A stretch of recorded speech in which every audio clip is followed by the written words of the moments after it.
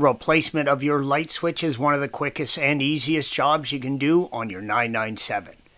With the car not running, press in on the light switch and turn it clockwise towards the on position, red arrow.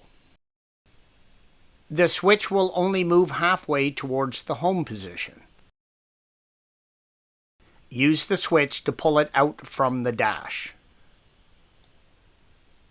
Squeeze in on the tab and separate the wiring connection, blue arrow. Installation is the reverse of removal. Make sure to set the new switch in the same position for reinstallation. Thanks for watching. Be sure to subscribe to our channel and check out another video in this series.